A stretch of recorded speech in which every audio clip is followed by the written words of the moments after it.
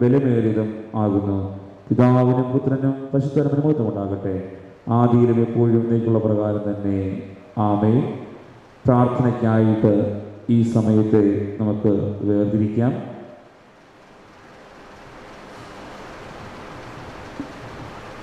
കണ്ണീരോടുകൂടി നമുക്ക് ഈ സമയം മുന്നോട്ട് നമുക്ക് പ്രാർത്ഥിക്കാം. നമ്മുടേതായ ജീവിതങ്ങൾ സമർപ്പിച്ച് പ്രാർത്ഥിക്കാം. അപ്പോൾ ഇന്ന് അതിപ്രഭാതത്തിൽ ആലയത്തിൽ വരുവാനും അങ്ങേ മഹത്വപ്പെടുത്തുവാനും ഒരവസരം നൽകിയ ദൈവത്തെ നമുക്ക് സ്തോത്രം ചെയ്ത് നമുക്ക് പ്രാർത്ഥിക്കാമോ? ദൈവം നമ്മെ സ്നേഹിച്ച കൃപകളെ ഓർത്ത് ദൈവത്തിന് നന്ദി പറയാമോ? ജീവിതത്തിലെ പ്രശ്നങ്ങൾ ഭാരങ്ങളും അഭിമുഖീകരിച്ചുകൊണ്ടിരിക്കുന്ന നമുക്ക് അങ്ങയുടെ സ്നേഹവും കൃപയും ആവശ്യമാണെന്ന് നമുക്ക് പ്രാർത്ഥിച്ച് ദൈവത്തെ സ്വീകരിക്കാമോ? ഈ നോമ്പ് കാലഘട്ടത്തിൽ പൂർണ്ണമായും കർത്താവിനെ സ്വീകരിക്കുവാനും കർത്താവെ എന്നിൽ വലിയ മാനസാന്തരവും പ്രകടമായ മാറ്റങ്ങളും ഉളവാക്കണമേ എന്ന് നമുക്ക് പ്രാർത്ഥിക്കാമോ? യേശുവേ സ്തോത്രം, യേശുവേ സ്തോത്രം, യേശുവേ സ്തോത്രം.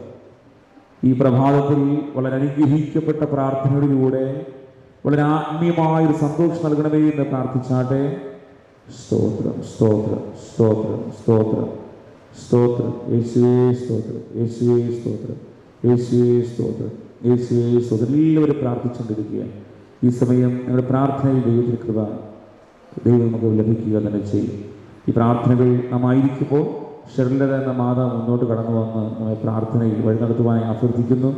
എല്ലാവർക്കും ശക്തമായി പ്രാർത്ഥിക്കാമോ?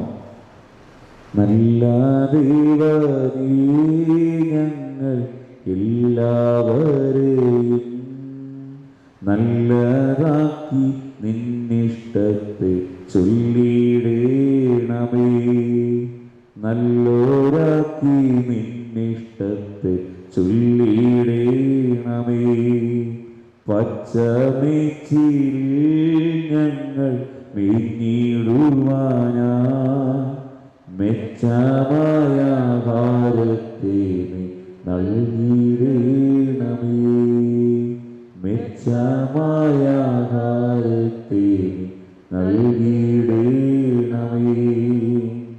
വേദവാക്യങ്ങൾ ഞങ്ങൾ കാതായമാവാ, വേദനാഥനേ നിന്റെ ജ്ഞാനം നൽകുകേ, വേദനാഥനേ നിന്റെ ജ്ഞാനം നൽകുകേ. പ്രാർത്ഥിക്കാം. ക്രൂശിലൂടെ ഞങ്ങൾ വാത്സല്യമായി കാത്തു സൂക്ഷിക്കുകയും പരിപാലിക്കുകയും ചെയ്യുന്ന കർത്താവേ ദൈവമേ,